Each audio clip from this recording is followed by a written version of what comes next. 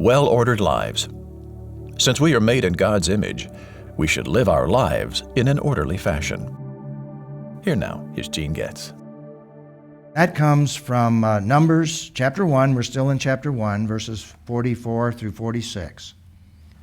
Again, picking up the continuity, these are the men Moses and Aaron registered with the assistance of the 12 leaders of Israel. There are the 12 men. Each represented his ancestral house. Now we're getting into a very significant aspect of what's happening here among the children of Israel, and it's becoming organized. Here are these 2 million plus people out here in the wilderness at the base of Mount Sinai. They're establishing a whole new economy, a whole new system in order to survive. So God is putting into place an organizational and administrative system. And it was based around the ancestral house or the clans. And so we read, all the Israelites, 20 years old or more, everyone who could serve in Israel's army, were registered by their ancestral houses, and all those registered numbered 603,550. Now when you get to a little further down to verse 52, the Israelites are to camp by their military divisions. Here you see the military aspect of this for protection. The Israelites are to camp by their military divisions, each man with his encampment and under his banner. They had to know what was going on. They needed to know where they belonged in order to be organized. And the Levites are to camp around the tabernacle of the testimony and watch over it so that no wrath will fall on the Israelite community. The Levites were considered a clan separate from the others. The Israelites did everything just as the Lord had commanded Moses. What this simply says is that God's a God of order.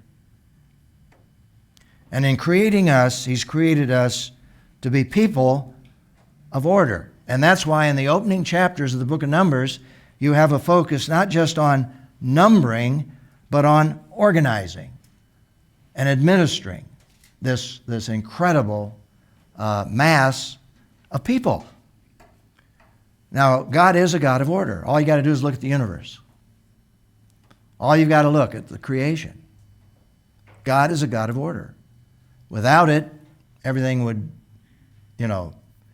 just totally deconstruct, just blow apart. And it's all held together, by the way, by Jesus Christ. If it weren't for Jesus Christ, the whole world and universe would disintegrate. He holds it all together. Now, when you get to the New Testament, we have the underscoring of this with the concept of the body of Christ, with the members of the body of Christ.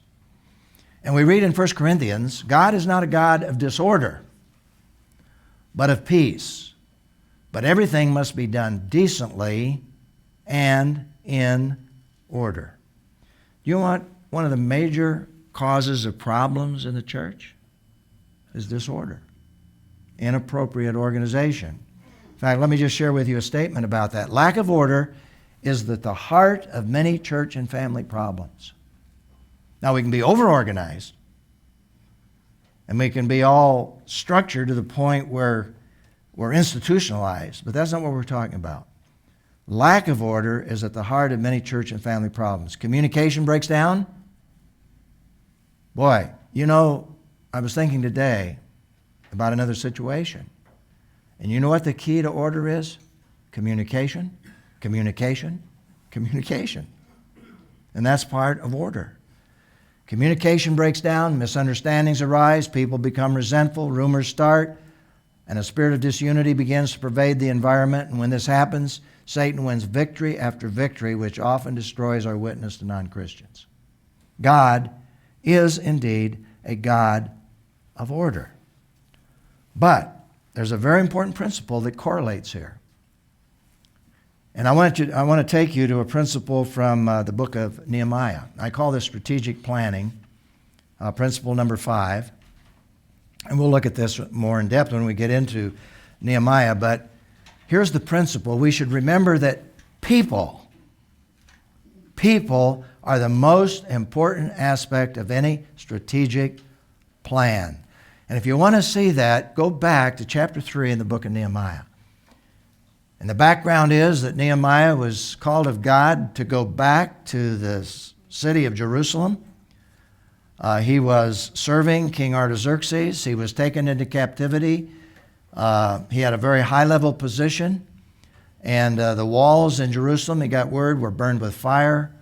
And his heart was broken. And he through a miraculous process, he was able to go back to Jerusalem. And everything was in a horrible condition. The people were demoralized. So much so that he had to come by night. And he went out by night. And before he ever revealed why he came back to Jerusalem, he went around for several evenings with a sketchbook, organizing, thinking through every aspect of rebuilding that wall. And when he did, he also got enough information on the QT from a few confidants of who the people were that would need to be assigned to the various parts of the wall. And if you go into chapter 3, you will find again and again, nearly 30 times, where he mentions people that are assigned to various parts of the wall. It is an incredible strategic plan. But if you read that chapter, you will see the heart of that strategic plan: people. We can't have structure and forget people, because structure is to meet the needs of people. And once we have structure and we minimize people, we've lost the whole purpose of structure and organization, because it is to create function that relates to people. And you see that from Genesis to Revelation. Function determines form, and that relates to organization and administration and well-ordered lives. So that leads us to a very significant question. In what ways can we be more orderly in the way we conduct our daily activities, including our walk with God? Boy, that's a convicting question too, isn't it? Now, we can become obsessive compulsive. And we can become so structured and so given over to minutia, which really is a means to provide ourselves with a sense of security, because without it, we're very, very insecure, and that's natural. But once we become obsessive compulsive, that's when we really lock into structure. And we have to be very careful we don't lock into structure, because that's to be a means to the end. Right now, I'm working with a situation where they want to make some changes within an organization that's been doing certain things in a certain way for years and years. And so they're trying to think through, okay, how can we be more efficient? And so I was asked to give perspective, and I went back and looked at the history and traced through the history of how this particular way of doing things evolved and when it locked into that particular way of doing things, where it is no longer relevant to have that way of doing things because it's bogging everything down. And yet, the moment you want to make change in that structure, you get pushback from people who are so enamored with the structure, they've lost the reason for why the structure exists.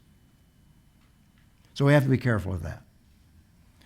But we're talking here not about locking into structure. We're talking about having structure and using that structure to live well-ordered lives in order to do the will of God. And each one of us has to determine what that structure is. But I know for me, it's more than making notes on a lot of pieces of paper and napkins. And there are some people that live that way, on napkins and little scattered pieces of paper here and there, and they wonder why they miss appointments and why they don't get anything done, and they spend more time looking for pieces of paper than they do getting done what they said they ought to be done when they wrote it down on a piece of paper. Now, I'm exaggerating, but am I? I think we've got to develop our own system, and it all depends on who you are and what your tasks are and what God has called you to do and what you should be doing. All I know is that to live life, you need order. You need structure. And for me, I need structure. And there are certain techniques that help me. They may not help you. But I have found, in terms of my schedule and the demands on me, is that if I tried to sit down and type an answer to every email I got, especially when a pastor writes to me and says, Gene, I'm having a problem. I don't know how to resolve this problem. And the email is probably a page and a half, single-spaced. How much time do you think it would take me to write that email? And I used to be a fast typer. But I can pick up a dictaphone and I can dictate an answer to that out of my experience in a matter of minutes. Send it to Sue, who's a speed demon in typing, and she can have it back on my table within a very short period of time. I can read it quickly, say send, and it's gone. So I can do 10 times the emails that it would take to do it otherwise. Now that just is a system that works for me. And my executive assistant has all my emails categorized in 3 bins. I know the emergency emails, those that are not as important, and those that I can wait a while. Now that just happens to be a system for me. Technology has really helped us to achieve a lot more. I have another system on my phone where I can send myself emails through audio. And so if someone comes up and says, Gene, I'd like you to do this or this or this, I can put the email on my phone. It comes, it sends, it's right in the office, and it faces me the next day on my table. An email to myself or to my assistants.